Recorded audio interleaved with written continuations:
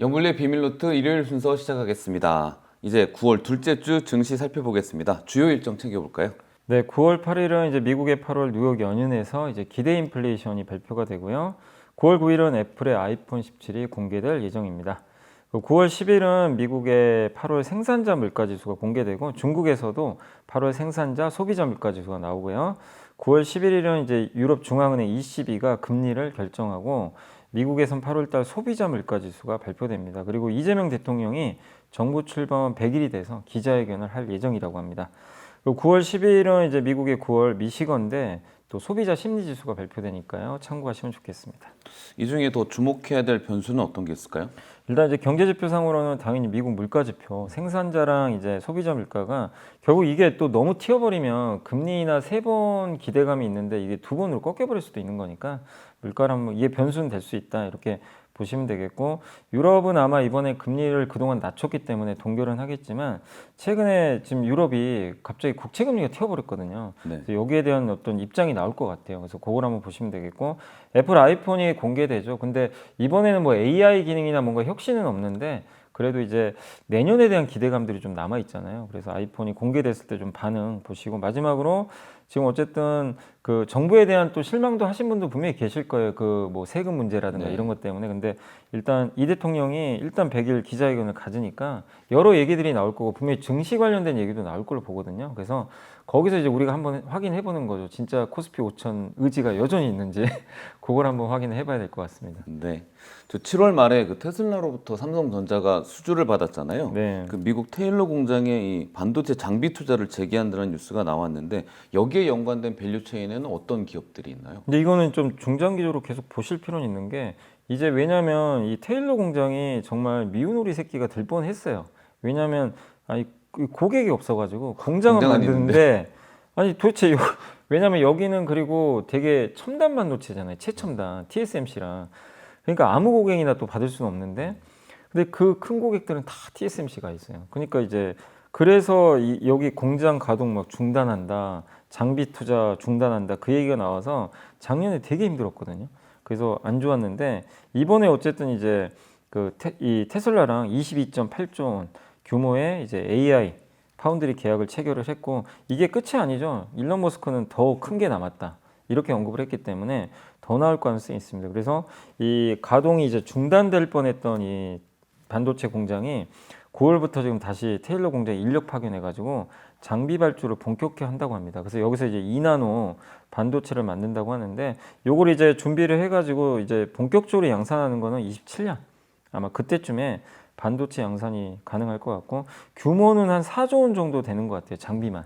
그래서 굉장히 큰 규모로 이제 장비 투자 들어가고, 근데 이게 테일러 팹 처음 만든다고 했을 때 장비주들이 한번 좋았다가 이게 가동이 또 안 된다고 하니까 한번 주가 급락한 적이 있었거든요. 근데 이제 다시 기대감을 가져볼 만하죠. 그래서 여기 관련된 이제 기업들만 몇 개 소개해드리면, 장비 회사로는 유니셈, GST, HPSP, 테스, 원익 IPS가 거론되고 있고요. 소재 기업으로는 솔브레인, ENF 테크놀로지, 원익 머티리얼즈, 부품사로는 코미코, FST가 거론이 되니까 한번 참고하시면 좋겠습니다. 이런 업체들도 지속적으로 수익이 가능한 거겠죠? 뭐 지금만 딱 개발 그죠, 투자에서만 들어가는 예. 게 아니라. 그리고 요게 애플도 수주 받았잖아요, 얼마 전에. 그리고 이걸 잘하잖아요. 고객사들이 이제 알아서 찾아올 가능성이 높아요. 그럼 계속해서 선순환 구조가 펼쳐지니까. 그래서 이 관건은 이제 27년이 제일 중요한 게 그때 양산을 제대로 할 수 있느냐. 그게 좀 관건인 것 같습니다. 네. 그 삼성전자가 모바일 기기의 두뇌 AP에다가 자체 그 칩이죠. 엑시노트를 탑재할 계획이란 보도가 있었는데 기존에는 거의 스냅드래곤이 네, 퀄컴 거 그것만 썼죠. 그럼 이거가 이렇게 되면 이거 제조하고 있는 삼성 파운드리한테는 긍정적인 뉴스겠네요. 네, 그러니까 이게 3년 전에 22년도에 그 발열 이슈 터졌잖아요. 네. 갤럭시 폰에 그 엑시노스를 넣었는데 그때 갤럭시 폰에 그 엑시노스가 아니라 당시에 퀄컴 칩 맞아요. 스냅드래곤을 넣었는데 삼성 파운드리가 제대로 못 만들어 준 거죠. 발열이 생겨버린 거예요. 그 후로 TSMC에 맡겼더니 TSMC는 전혀 발열이 없었고. 맞아요, 기억나요. 그때 예. 퀄컴 걸 썼는데 문제가 있어서 예. 봤더니 퀄컴의 디자인 문제가 아니라 제조상의 발열, 문제였다라는 게 나왔어요. 그래서 그때 이후로 파운드리 고객사는 점점 줄어들고 이제 많이 TSMC로 갈아타 버렸죠. 되게 뼈아팠는데 이제 3년이 지났고, 근데 엑시노스는 원래 예전부터 삼성이 자체적으로 만드는 그 AP죠. 이 모바일에 들어가는 뭐 각각 다 있죠. 그 애플 아이폰에도 들어가고. 근데 삼성은 이제 가장 최상위 그 스마트폰에 퀄컴의 스냅드래곤을 그동안 썼었고, 그리고 약간 이제 중저가 이제 거기에는 엑시노스를 탑재했었거든요. 엑시노스는 다 삼성 파운드리가 만들어줘요. 근데 물량이 여기는 이제 핵심 칩은 아니다 보니까 아주 많지는 않았는데, 이번에 최상위 이제 모델에도 여기 이제 엑시노스 2600, 그러니까 S26 모델에 넣겠다는 거예요. 중저가 폰이 아니고. 근데 물론 제일 윗 모델이 울트라 모델이죠. 그쵸. 여기는 여전히 퀄컴을 쓸 거예요. 근데 그 한 단계 아래 단계까지는 넣어보겠다. 근데 이건 엄청난 지금 이게 도전일 수도 있어요. 왜냐면 엑시노스가 일단 퀄컴에 좀 밀린다는 평가도 많았고, 삼성 파운드리가 과연 할 수 있을까 이런 우려도 있는데, 이걸 한다는 건 자신감이 생긴 거예요. 그래서 최근에 테슬라 수주도 따내고 엑시노스 이것도 제대로 만들어서 만약에 탑재를 했을 때 성능이 제대로만 나와준다면 자신감이 더 생기겠죠, 사실. 그래서 이 부분에 있어서 이제 내년 초에 한번 우리가 검증을 해봐야 되겠지만, 결국 삼성 파운드리한테 되게 좋은 얘기들이 많이 나오고, 그 다음에 엑시노스는 삼성의 비메모리 시스템 반도체 사업부가 이걸 설계를 하는 거죠. 이 설계 사업부도 같이 성장하는 거죠. 이게 성공하면 너무 좋아요. 삼성은 선순환 구조예요. 설계도 되고 파운드리도 만들어지고, 여기서 여기에 2나노거든요. 이거 제대로 되죠. 그러면 이게 테슬라 칩도 연결이 돼요. 그러니까 이거에 어떻게 보면 스타트를 끄는 거죠. 이 칩이. 그래서 내년 상반기에 이 2나노 공정에서 나오는 칩이 제대로 지금 양산이 될지, 이것도 한번 여러분들이 주목을 해보실 필요는 있는 것 같아요. 최상위 울트라 모델에 안 들어간다는 건 조금 찜찜하긴 한데 네. 또 뭐 퀄컴과의 계약 관계도 있겠죠. 아, 그 예, 기술력뿐만이 예, 아니라 예. 그렇게 볼 수도 있겠네요. 네. 근데 마침 그 시티그룹이 삼성전자 목표 주가를 10만 원으로 상향을 했는데 그 이유를 뭐라고 밝혔나요? 일단 이제 이유는 뭐냐면은 2분기, 그러니까 몇 가지 이유가 있는데 2분기 바닥 쳤다. 2분기 바닥이래요. 그럼 사실 더 나쁠 게 없죠. 또 한 가지는 저희가 계속 얘기한 파운드리 좋아진다. 실제 가동률이 올라가고 있나 봐요. 파운드리 가동률이 원래 적자 엄청 컸잖아요. 이게 상반기에 가동률이 60%인데 하반기에 77. 이 정도 오르면 이제 이거 잘하면 이제 손익분기점도 한번 기대해 볼 만한 거죠. 그리고 2나노 공정, 아까 저희 테슬라 네. 신규 이제 고객사, 이거는 아까 테슬라도 따냈지만 삼성의 그 시스템 반도체 엑시노스도 어떻게 보면 고객이죠. 그렇죠. 같은 고객이죠. 계열이지만 네. 고객은 고객이에요. 그러니까 이제 그래서 이 고객들이 늘어나고 애플. 그래서 요게 이제 시티증권의 이세철 전무가 뭐라고 했냐면, 이제 그 시장이 지금 다이나믹하게 변하고 있는데 다이나믹하게 되게 막 급변하고 있잖아요. 근데 과거처럼 과거에는 사이클의 바닥을 알기가 너무 어려웠대요. 근데 지금은 그러니까 옛날에는 사이클이 어땠냐면 보통 2년 좋으면 1년 꺾이고 요런 사이클이 있었어요, 항상. 근데 지금 반도체는 그 사이클이 아니고 급변을 해요, 막. 근데 저점을 알 수가 있대요. 옛날에 좋은 거 아니에요? 저점을 그러니까, 한다는 거. 네, 그래서 오히려 과거보다 바닥을 알 수 없는 시장보다는 당장 이렇게 급변을 해도 빠르게 회복될 수 있는 시장이 투자가 더 좋다, 유리하다, 그렇게 바뀌고 있대요. 그래서 AI 버블로 주가 조정받을 때 겁먹지 말고 투자해라, 매수해라, 이렇게 말씀해 주셨고, 그리고 소부장 기업들도 잘 보자, 네, 이런 내용이 있으니까 반도체에 대해서는 좀 자신감을 가져라, 이런 좀 내용으로 보시면 좋겠습니다. 이번에 한미 정상회담에서 그 한국 주요 기업들이 미국의 한 특정 기업하고 MOU를 많이 맺었는데 이름이 페르미 아메리카라고 하는데 어떤 기업이길래 이렇게 주목을 받나요? 이 기업이 사이즈가 엄청 큰 사업을 지금 하는 것 같아요. 뭐냐면 이게 릭 페리라고 예전에 미국 에너지부 장관이 이제 그 미국의 전 퀀텀 에너지 이제 창업했던 사람과 공동으로 회사를 올해 만든 회사예요. 신생기업. 신생기업이에요. 텍사스 기반입니다. 근데 여기에 핵심 프로젝트가 하이퍼 그리드라는 프로젝트를 하는데, 텍사스 아마릴로에 지금 이제 이거를 이제 건설을 할 예정인데 세계에서 가장 사이즈가 커요. AI 거기 데이터 센터가 들어가는데 그 주변에 그 전력망을 만드는 거예요. 그러니까 발전소가 뭐가 들어가냐면 5개 있어요. LNG 발전소 4기가와트, 대형 원전 4개, SMR을 2기가. 그것도 부족했는데 태양광 풍력도 넣어버려요. 이런 단지는 제가 본 적이 없는데 그냥 그 지금 다 해야 되는 그런 에너지들 있죠. 네. 그냥 다 집어넣어 버립니다. 이게 얼마나 지금 파급력이 있을지 모르지만 이게 세계 최고의 규모라고 하는데, 물론 한 번에 다 못하니까 1년에 1기가와트씩 늘린대요. 그래서 최종적으로 10기가. 10기가와트는 우리가 대형 원전 1기가 1기가거든요. 그러니까 대형 원전 10개가 들어가는 거 엄청난 사이즈죠, 사실은. 세상에서 상상해. 가장 큰 발전소라는 네, 얘기네요. 근데 그 옆에 데이터 센터까지 놓겠다는 거예요. 그래서 바로 이제 공급할 수 있게 하겠다는 건데, 근데 이걸 왜 주목하셔야 되냐면 이번에 우리나라 기업들이 몇 군데가 여기랑 MOU를 맺었어요. 페름이랑 이게 한미 정상회담 할 때. 그리고 여기 협력사로 두산에너빌리티, 현대건설 들어가 있습니다. 그러니까 우리가 그러면 여기서 이런 거 보고 우리가 답지를 선택하는 거예요. 아, 여기 우리 한국 기업들 들어가 있네. 그럼 분석해 보는 거죠. 이런 걸 이제 보고. 그래서 우리 한국 기업들도 이 파트너로 중요한 사업 기회가 이제 창출이 될 수 있기 때문에 주목하시면 돼요. 이게 10년짜리 어떻게 보면 사이클이잖아요. 어떻게 보면 10년 동안 한다고 했기 때문에 릭 페리 창업자는 이게 트럼프랑 이 트럼프 대통령하고 뭔가 좀 모종의 딜이 있었는지 제가 모르겠지만 하는 말이 똑같아요.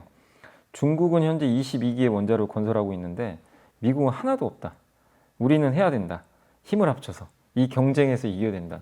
마치 그 트럼프가 했던 얘기를 그대로 복사해서 붙여넣기 하는 것처럼 하고 또 뭐라고 했냐면 자기네는 두 번째로 큰 첨단 에너지 캠퍼스를 건설하는 데는 관심이 없다. 오직 세계 최고 최대 규모만 관심 있다. 여기서 이제 그 얘기가 나온 거예요. 그래서 앞으로 여러분들이 페르미 아메리카를 좀 뉴스로도 많이 찾아보시면 원전 투자하시는 분들은 특히 주목을 하셔야 될 것 같습니다. 어마어마한 규모네요, 정말. 자, 우리 한국 배터리 기업들도 반가운 수주 소식들이 잇따랐는데 LG엔솔이 벤츠하고 15조 원 규모, 또 SK온은 미국 재생에너지 기업하고 ESS 배터리 계약 맺었다고 발표를 했습니다. 하지만 분위기는 좋은데 주가는 그렇게 좋지 네. 않습니다. 그래도 저는 기대를 계속 하고 있는데 맞겠죠? 기대하는 게. 괜찮아지는 것 같아요. 왜냐하면 벤츠는 고급차잖아요. 근데 벤츠가 어쨌든 우리나라 LG엔솔과도 예전에도 공급 계약도 했지만 이번에 15조짜리 계약을 또 맺었고 미국에서는 당연히 우리 거 선택하겠죠. 근데 좀 약간 이제 놀랬던 게 유럽에 들어가는 물량도 벤츠가 LG 걸 선택한 거예요. CATL이 아니고 이게 좀 놀라웠던 거죠. 그래서 확실히 고성능 배터리는 한국 걸 선택하는구나. 여기 들어가는 배터리가 4680 배터리라 그래서 원통형인데 테슬라의 고성능 배터리가 이걸 지금 채택하려고 하고 있어요. 사이버 트럭 있죠. 네네. 거기에 이게 들어가요. 4680. 그래서 벤츠도 LG 기술력이 이제 뛰어나기 때문에 이걸 인정을 하고 계약을 맺지 않았나. 그래서 저가형은 여전히 중국이 장악을 하겠지만 확실히 중고가형은 한국이 여전히 우위구나. 그걸 입증했기 때문에 이건 굉장히 좋은 어떤 이제 뉴스라고 보시면 되겠고 또 한 가지가 SK온이 좀 다른 회사에 비해서 ESS 이거 너무 늦은 거 아니냐. 요즘에 ESS 배터리가 되게 인기가 많잖아요. 미국에서 지금 집중적으로 투자를 하니까 얼마 전에 LG도 테슬라 ESS 따냈고 근데 이번에 SK온이 이제 미국의 플랫 아이언 에너지 개발과 계약을 맺었대요. 규모는 별로 안 커요. 1기가와트이기 때문에 이게 금액으로 따지면은 한 2,780억이니까 작지만 왜 의미가 있냐면 두 가지죠. 일단 SK온은 이 시장에 진출을 못 했는데 드디어 ESS 전기차 말고도 진출. 이게 하나가 있고 두 번째는 이게 여기서도 명확히 드러나죠. 미국에서는 이제 중국 ESS 배터리는 설 자리가 점점 없어지는구나. 지금 SK온까지 여기까지 들어오는 거 보면 그래서 이런 면에서 우리나라 배터리 기업들의 가치는 올라갈 가능성이 분명히 높죠. 지금 주가는 너무 좀 지지부진하지만 그래서 이 기대감은 저는 이 공시들을 통해서 한번 가져볼 필요 있다 이렇게 말씀드리겠습니다. 네, 그 한미 정상회담 이후에 대형 조선사보다 조선 기자재주가 뜨거운데 몇몇 기업은 뭐 가격 제한폭까지 상승했고 이게 물 들어오면 노 젓고 배 뜨면 부품 뜨고 뭐 이런 당연한 수순 같기도 한데 정확한 상승 이유는 뭔가요? 이 그거예요. 그러니까 우리나라에서 배를 만드는 도크라 그러죠. 네. 여기 정해져 있잖아요. 다 차면 그 끝이잖아요. 그냥 그 정도 생산하는 그렇죠. 거죠. 더 늘리려면 더 만들어야 되는데. 도크를 더 만들어야 네, 근데 그게 좀 쉽진 않잖아요. 근데 지금 미국과 협상을 해서 나온 거는 미국의 조선소 짓자, 미국 조선소 인수하자, 미국의 현지 인력 투입하자. 이건 뭐죠? 미국의 배, 원래 미국은 배를 거의 지금 못 만들잖아요. 미국에서 배를 만들어야 되는데 그럼 거기 도크가 늘기 시작하겠죠.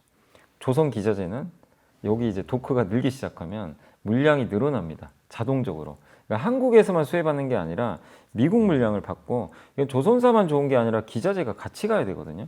그래서 기자재들이 이 한미 정상회담 이후로 그 기대감이 형성돼 가지고 주가 급등했고 현대미포랑 현대중공업도 합병했잖아요. 사실 이것도 미국 진출하기 위한 거거든요. 군합. 예, 이런 부분도 있다 보니까 또 거기다가 싱가포르 법인 만들어서 밑에다가 현대중공업그룹의 해외 법인 다 넣어가지고 중국 저가 선박과 경쟁하자. 여기 또 집중 투자하겠죠. 그럼 여기도 열리고 고가치의 네. 고부가도 열리고 저부가도 저가도 열려요. 그러니까 이게 기자재는 너무 좋은 거죠. 사실. 근데 이 기자재를 우리나라 걸 쓰니까 중국 기자재는 뭐 쓰진 않겠죠. 만무하겠죠. 예, 그렇죠. 그러니까 이제 이런 부분에서 우리나라는 또 기자재 능력 엄청 뛰어나거든요. 사실은 엔진도 그렇고. 그래서 엔진 같은 경우는 중국 회사들이 오히려 우리나라 걸 사가요. 엔진 능력이 좀 떨어지기 때문에. 그래서 시장이 하나 더 생겨버린 거예요. 예. 그러니까 이제 이게 마치 이런 거랑 비슷한 거죠. 그 불닭볶음면 내수로 팔다가 갑자기 미국이 네네. 열린 거예요. 그럼 당연히 주가는 이게 당연히 반응을 해줘야 되겠죠. 그래서 지금 뜨겁다 이렇게 보시면 좋겠습니다. 알겠습니다. 최근 그 자동차 기업들 주가는 좀 그저 그런 상황인데 전문가들은 이제 하이브리드카 쪽에 주목을 하라고 하고 저도 기억이 작년 말부터 기사 나오는 거 보면 하이브리드카 판매량이 급증하고 있는 기사는 봤거든요. 네. 이 하이브리드카 시장에 대해서 한번 전망하신다면. 그러니까 원래 미국에서는 하이브리드카 판매 비중이 두 자릿수가 안 됐어요. 되게 적었는데 왜냐하면 미국은 뭐 기름값이 싸니까 굳이 뭐 연비 안 좋잖아요. 근데 타고 다니잖아요. 막 대형차 선호하고. 근데 또 대형차는 하이브리드 만들기 또 어렵거든요. 아무래도. 근데 이제 이 기술력이 발달하면서 미국에서 제일 많이 팔리는 차가 SUV D 세그먼트래요. 이게 뭐냐면 SUV 중에서 제일 큰 모델. 그러니까 우리나라 치면 그 팰리세이드. 네네. 요 모델급이 미국에서 전체 자동차 그 판매 세그먼트 중에 제일 많이 나간대요. 그 다음에 이제 SUV 뭐 이게 C라 그러고 약간 컴팩트한 거. 그리고 미국은 또 픽업 트럭도 잘 나가는데, 네. 근데 그 모델이 제일 잘 나가는데 여기에 이제 최근에 그 대형 SUV에 하이브리드 모델이 채택된 게 나오기 시작하네. 토요타도 그렇고 우리 그 현대차의 팰리세이드도 최근에 나왔잖아요. 네네. 하이브리드. 그러다 보니까 이게 시장이 점점 커지는 거예요. 그리고 이제 이번에 미국의 감세 법안 통과됐는데 평균 연비제도 벌금을 폐지시켜 버렸어요. 그러면 내연기관, 그러니까 전기차 살 이유가 없어진 거예요. 굳이 안 사도 벌금 안 내요. 안 내니까. 근데 그럼 전기차 사시려는 분들은 굳이 이런 상황에서 그러면 차라리 그냥 하이브리드 할까? 이쪽으로 넘어가 버리는 거죠. 그게 좀 있고 전기차 구매 보조금 폐지시켜 버리잖아요. 1,000만 원 주는 거. 이게 좀 크죠. 그래서 이게 하이브리드에 좀 유리해져 버린 거예요. 그래서 하이브리드가 약간 이제 틈새 시장이지만 한 3년 정도는 전성기를 구가하지 않겠냐. 이런 좀 부분이 있습니다.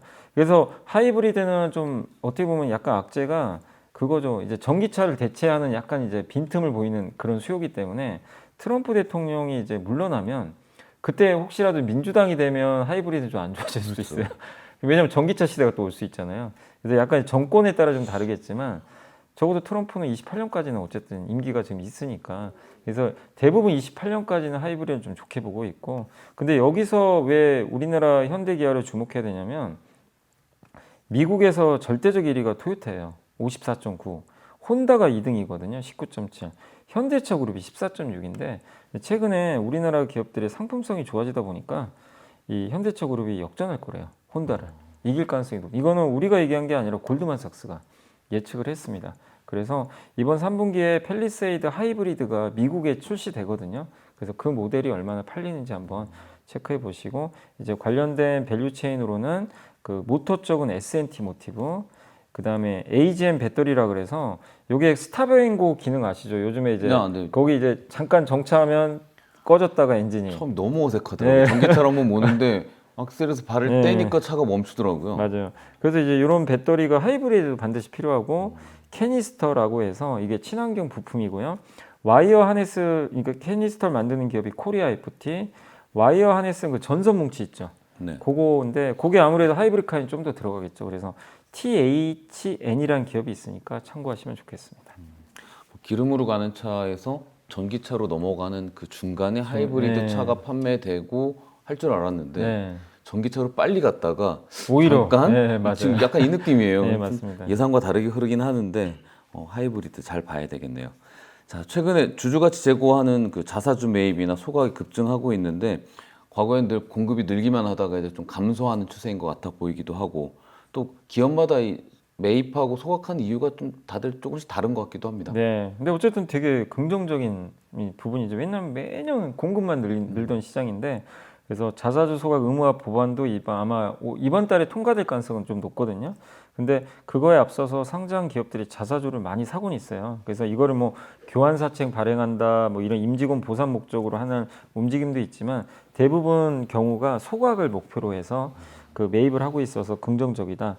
이렇게 보시면 되겠고, 올해 8월까지 상장사들이 취득한 자사주 올해 규모가 14조 4,911억 원인데 지난해 전체가 10조 3천억을 좀 넘었으니까 8월까지 벌써 이미 작년 전체를 넘겨버렸어요.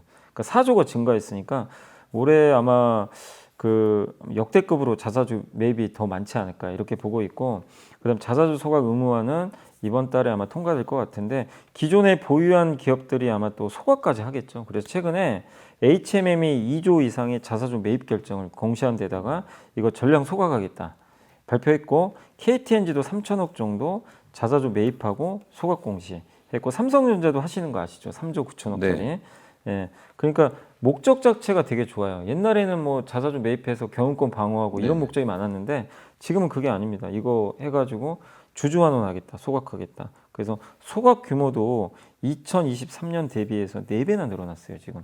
그러니까 한마디로 한국도, 그러니까 이게 뭐 금도 그렇죠, 비트코인도 그렇죠, 강남 아파트 가격 오르는 공통점이 하나 있잖아요. 공급이 없어요, 기본적으로.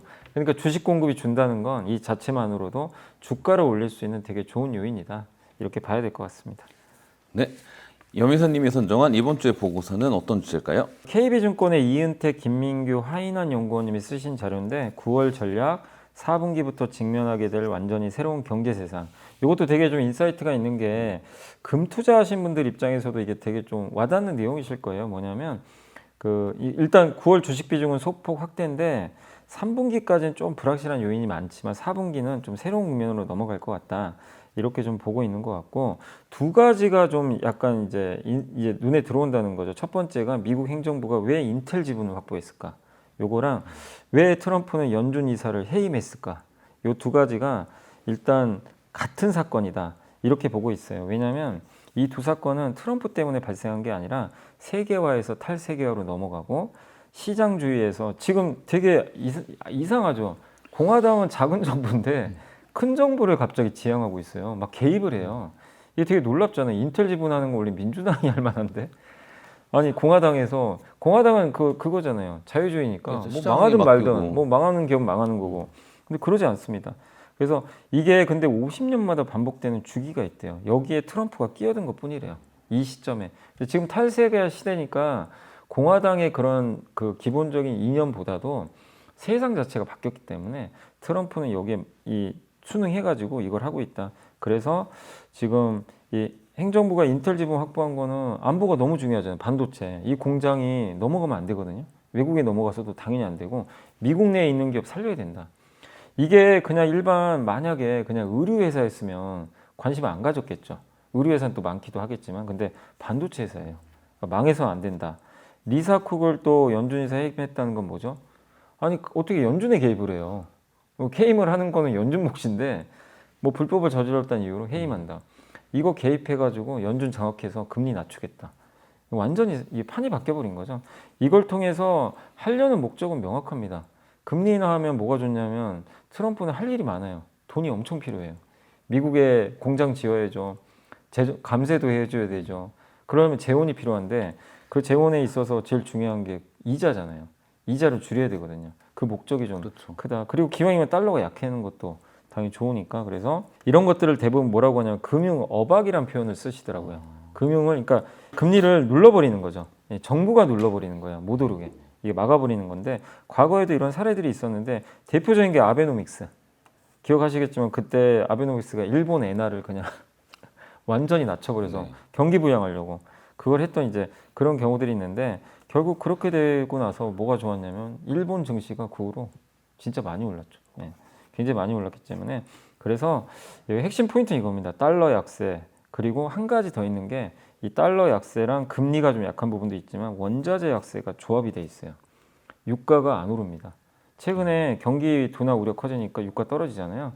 유가가 떨어지면 당연히 옛날에 기억하시겠지만 3조 호황 있었죠. 이게 40년 만에 나타날 수 있다. 그래서 원자재를 수출하는 국가가 아니라 이런 경우에는 원자재를 수입하는 비달러 국가가 증시가 과거에도 좋았다. 그래서 86년, 90년에 우리나라 3조 강 터졌을 때 증시가 엄청 좋았거든요. 근데 원자재가 강할 때는요, 브라질이 좋아요. 그런 국가가. 근데 지금은 그 시절은 아닙니다. 그래서 달러가 꺾이고 원자재도 꺾이는 이 상황에선 그리스, 폴란드, 스페인, 오스트리아, 한국, 이탈리아, 독일, 베트남 이런 국가들이 좀 공통점이 있거든요. 이런 국가들이 원자재 수입국 비달러 국가. 여기가 올해 실제 성적표도 좀 좋은 편이죠. 그래서 그런 부분을 좀 본다라면은 일단 좀 긍정적이지 않겠냐. 그래서 이제 큰 변화를 보자는 거죠. 좁은 시각으로 보지 말고 왜 트럼프가 연준 이사를 해임을 하고 인텔 지분을 왜 인수하고 그게 어떤 효과를 가져오고 결론은 한국 증시를 사야 된다. 그 내용 아닌가. 저는 좀 그렇게 여기에 그 내용이 나온 건 아닌데 그렇죠. 제가 해석하기로는 야 이거 한국 증시 사란 얘기인가? 저는 좀 그렇게 해석이 좀 됐습니다. 이렇게 서로 다른 사건을 이어서 보는 이런 시각 재밌습니다. 네. 그러니까 트럼프의 관세 정책을 강하게 밀어붙이는 것도 트럼프가 굉장히 강하고 자신감이 있구나라고 느꼈는데 지금 말씀 들어보니까 개인의 문제라기보다는 전체적인 세계 경제 흐름 네, 속에서 맞아요. 딱 틀이 맞았구나. 네. 타이밍이 그런 생각이 드네요. 자, 저희 오늘 마지막 준비한 네. 밸런스 게임 해야죠. 짧게 진행하겠습니다. 뜨거운 중국 증시 투자할까요? 지금은 관망입니다. 지금 갑니다. 중국 기업에 투자한다면 그래도 홍콩 H주가 낫잖아요. 예금자 보호 한도가 1억 원 상향됐는데 예테크 할까요? 저는 ETF요. ETF요. 더 유력한 친환경 테마는 2차 전지. 국내 증시에 더 영향을 미치고 있는 것. 국내 정책. 그다음에 유망한 AI 섹터는 아직은 하드웨어. 코스피 연중 예상 최고치. 연중이요? 예, 올해 3,400. 최고치.